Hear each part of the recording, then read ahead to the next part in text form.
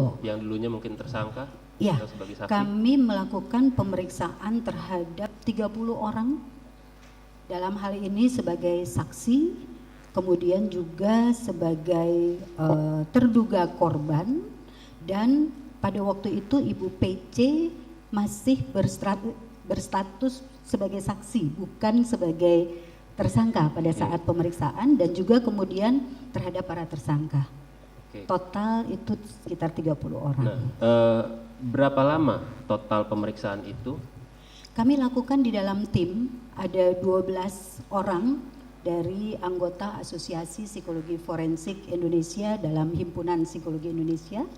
12 orang itu bekerja, kami berbagi tugas, masing-masing kemudian melakukan pemeriksaan mulai dari tanggal 16 Agustus hingga awal September, akhir Agustus. 16 Agustus? Iya. Bukan 25 Juli dalam BAP yang saya terima? Betul. Ini awal ya, pertama kali itu Juli. Betul, Juli. Bapak. Sampai ya. dengan? 28 Juli hingga, sebentar supaya lebih persis saya melihat pada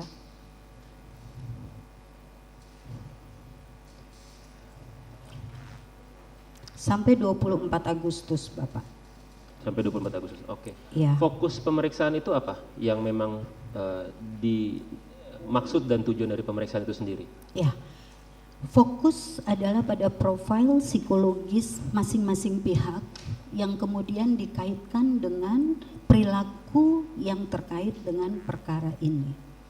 Oke. Metode pemeriksaan sendiri yang Ibu gunakan apa, Bu? Metode pemeriksaan kami menggunakan multi metode, jadi bukan hanya satu metode.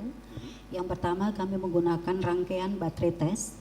Jadi baterai tes itu berbagai alat tes psikologi untuk mengukur kepribadian. Kita tidak hanya menggunakan satu alat tes saja.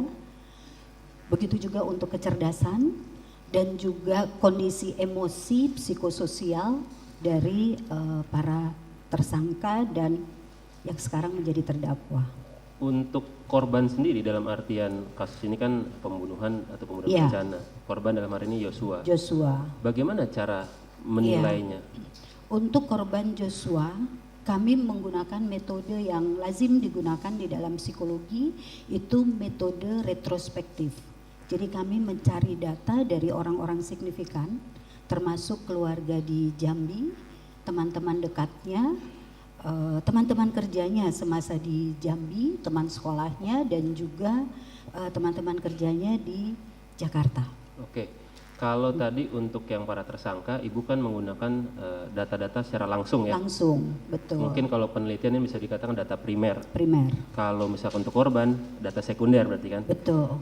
Nah, tingkat validitas atau probabilitasnya itu bagaimana? Sama nggak? Tergantung pada keragaman keterangan, kelengkapan keterangan yang kami dapatkan. Memang pada korban Joshua di sini ada keterbatasan data sehingga kami tidak bisa menyimpulkan secara detail dan lengkap pada beberapa aspeknya. Lalu bagaimana cara menutup informasi-informasi itu? Kami menyampaikan apa adanya pada saat ada data yang bisa dianalisis cukup dan mana data yang tidak cukup sehingga kita tidak mampu untuk menganalisis secara maksimal. Dalam BAP sudah kami sampaikan keterbatasan data pada data apa dan data mana yang kami bisa simpulkan. Artinya itu yang terbaik dari data yang memang sudah ada ya? Betul. Kalau misalkan ada data tambahan itu bisa saja berbeda simpulannya. Jika ada data tambahan kami akan menganalisis.